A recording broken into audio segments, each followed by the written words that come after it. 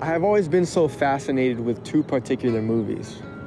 One movie being about a photo editor who embarks on a life-changing adventure to find a missing photograph, and another a man who transforms his entire life by embracing every opportunity with a yes, leading to a journey of unexpected adventures and self-discovery and finding out what it means to just live life a little bit. You know, as a kid, these movies spoke to me on a level that no other movie has been able to even get close to.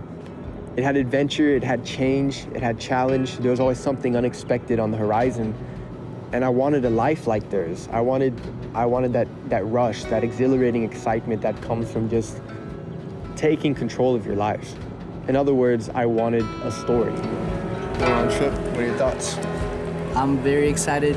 Our first trip. Super excited. I wonder what we're gonna find out, bro. Simple words, but they mean a lot. I was never able to jump out of a helicopter to chase after my dreams or take the first flight out of a city just to see where I end up for the fun of it. Risk like that was just not a thing for me. It was bursts of life in a sea of monotony, and that monotony being the thing that held the life I had together, and the bursts being the thing that held the life I wanted. The risks I needed to take were right there, but the fear of losing something was a lot stronger than the excitement of gaining something. You know, looking back now, it had me asking the question, were these movies a blueprint for the way I should live my life, or just another fictional story that I could never attain? Or the wisdom behind these things, like there has to be a reason these things exist. It's too beautiful to happen randomly. I have always been in love with the idea of telling cool stories. The idea of being able to capture an entire room with just your recollection of things that you've actually experienced is just something that is so fascinating. And so it's such a beautiful part of life that gets overlooked. I'm sure if you look back, some people's stories that you've heard seem out of this world, like they're making this stuff up on the spot. But the thing is, they weren't, and it made that story just that much more interesting. One of my dreams had always been to see like mountains like this. Really? Like really big mountains. Me personally, there was one memoir in particular that just completely changed the way I viewed life as a whole.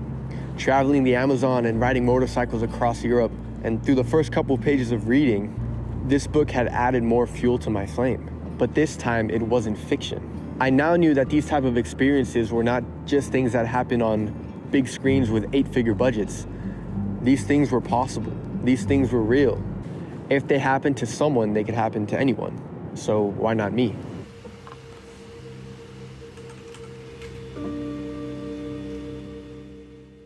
What was the difference between them and me?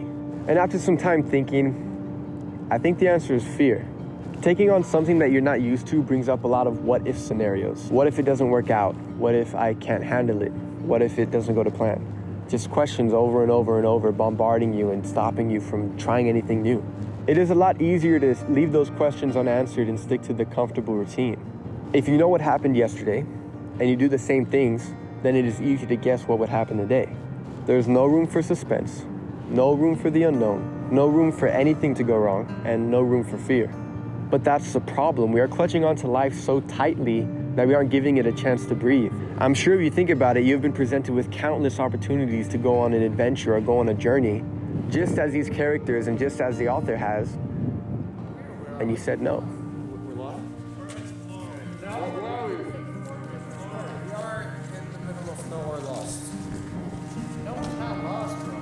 The secret wasn't just in living, but living intentionally. Walter Mitty didn't just stumble upon his adventure.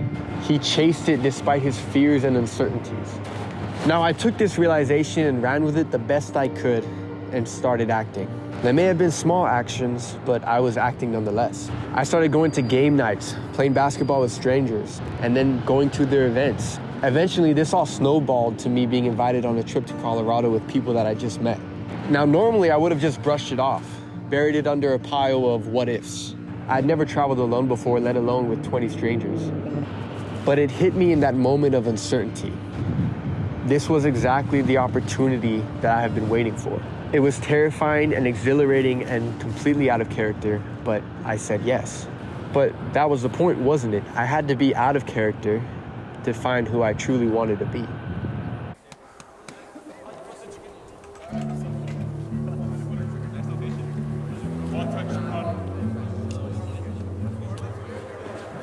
And so I left. I stood atop mountains and snowboarded down them. I hiked through the Garden of the Gods and climbed its rocks, and shared stories with people who were strangers at sunrise and family at sunset. Each moment adding a sentence, a paragraph, and a page to my life story. With each new experience, I felt like I was taking back time that I had let slip through my fingers when I was living in the days of comfort and routine. And that was exactly it. We all talk about how a mundane life can just fly by. But this was the longest week of my life. Every day was something completely different to anything I had experienced before.